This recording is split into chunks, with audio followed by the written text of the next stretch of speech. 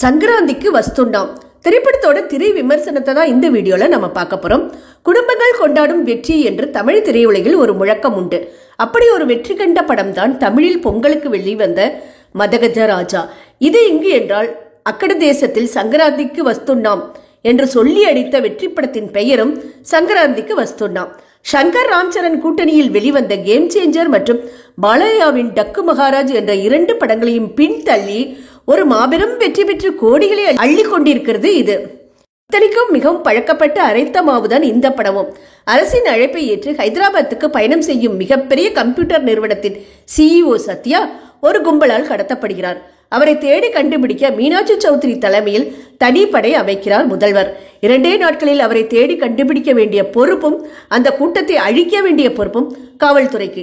அதை செய்ய வெங்கடேஷ் தான் சரியான ஆள். ஆனால் இந்த காவல்துறையே வேண்டாம் என்று தலைமொழிகிவிட்ட அவர் யார் அழைத்தாலும் திரும்ப வரமாட்டார் என்று தவிக்கிறது போலீஸ்.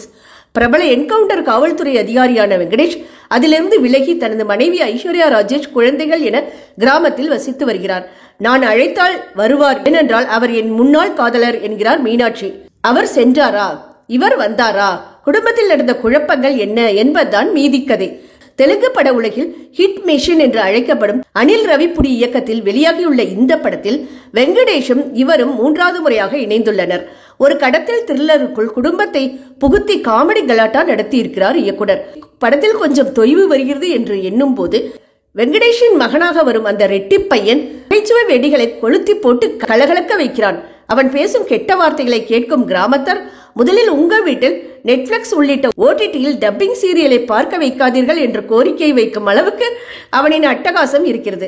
மனைவியாக ஐஸ்வர்யா ராஜேஷ் ராமன் என்று நினைத்துக் கொண்டிருந்த கணவனின் இன்னொரு பக்கம் தெரிந்து பொங்கும் வேடத்தில் கச்சிதம். ஆனால் ஆட காட்சிகளில் தான் சற்று தடுமாறுகிறார். சற்று ஓவர் ஆக்டிங் செய்கிறாரோ என்று அப்பட்டமாக தோன்றும் அளவு இருக்கிறது அவர் நடிப்பு.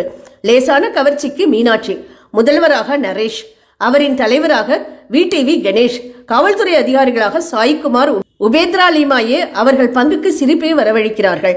பெரிதாக சண்டை காட்சிகள் வைப்பதற்கு காரணங்கள் இருந்தாலும் நகைச்சுவையாகவே படம் முழுவதும் நகர்த்தி கொண்டதில் இருக்கிறது இயக்குனரின் சாமர்த்தியம்.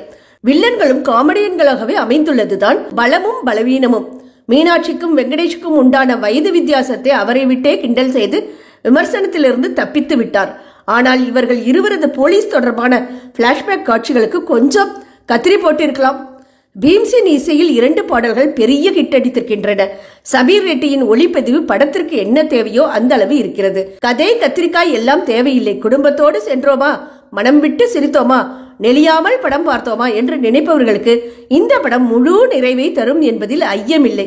பிளாக்பஸ்டர் பொங்கலு என்று படத்தில் ஒரு பாடல் பாடியிருக்கிறார் வெங்கடேஷ். அது உண்மை என்று நிரூபித்திருக்கிறது இந்த படம்.